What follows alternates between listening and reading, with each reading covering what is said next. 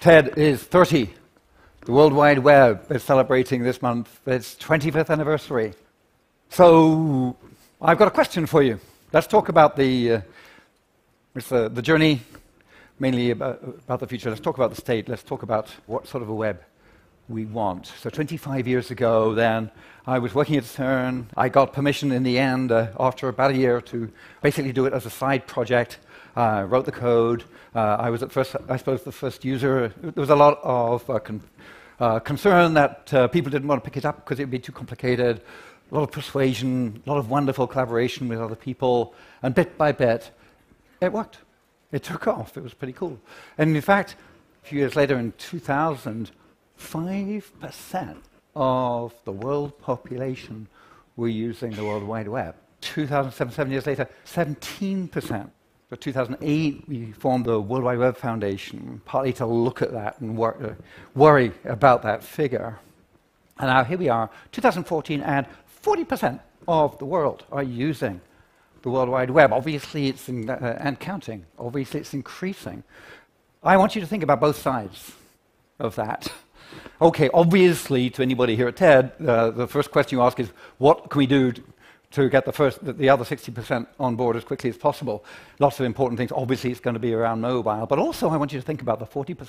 Because if you're sitting there yourself, sort of with a web-enabled life, you don't remember things anymore, you just look them up, then you may feel that it's been a success and we can all sit back.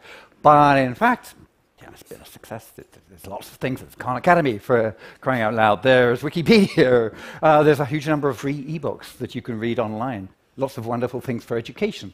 Things in many areas. Online commerce has, in some cases, completely turned upside down the way commerce works altogether, made types of commerce available which weren't available at all before. Commerce has been sort of almost universally affected.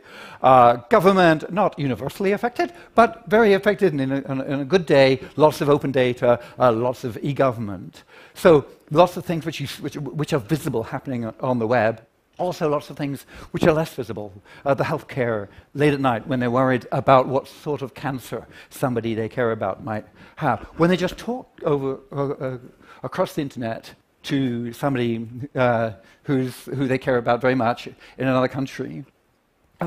Those sorts of things are they're not out there, and in fact they require a certain amount of privacy. So we kind of assume that part of the web, part of the deal with the web, is when I use the web, it's just a transparent, neutral medium, and I can talk to you over it without worrying about what we in fact now know is happening. Without worrying about the fact that not only will surveillance be happening, but it'll be done by people who may abuse the data. So in fact, suddenly we realize we can't just use the web, we have to worry about the underlying infrastructure of the whole thing. Is it, in fact, of a quality that we need?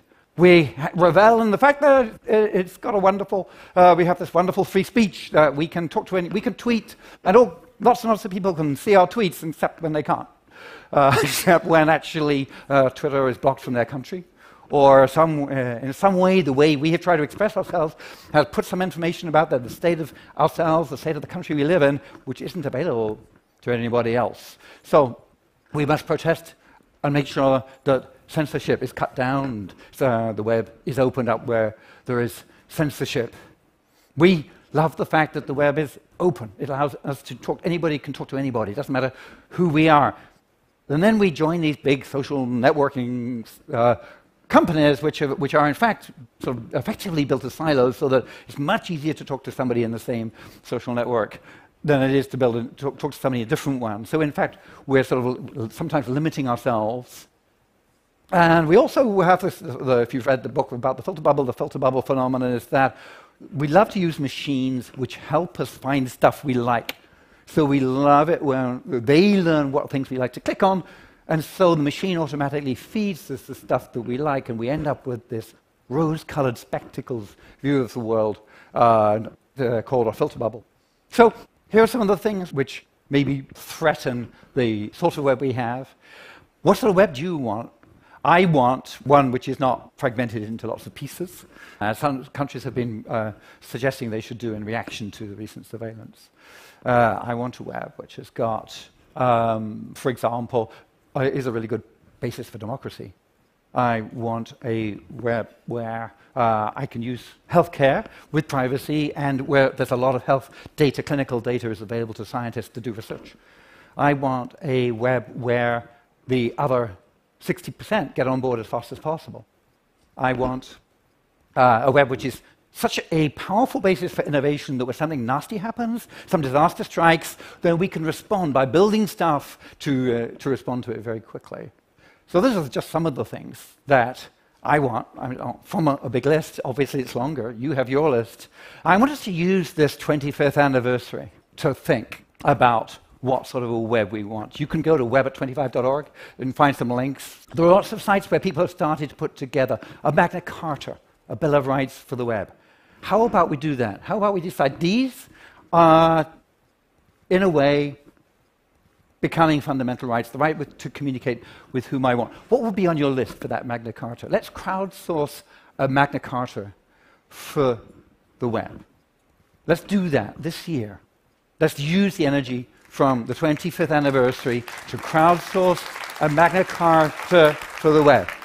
Thank you. And do me a favor. Will you fight for it for me? Okay, thanks.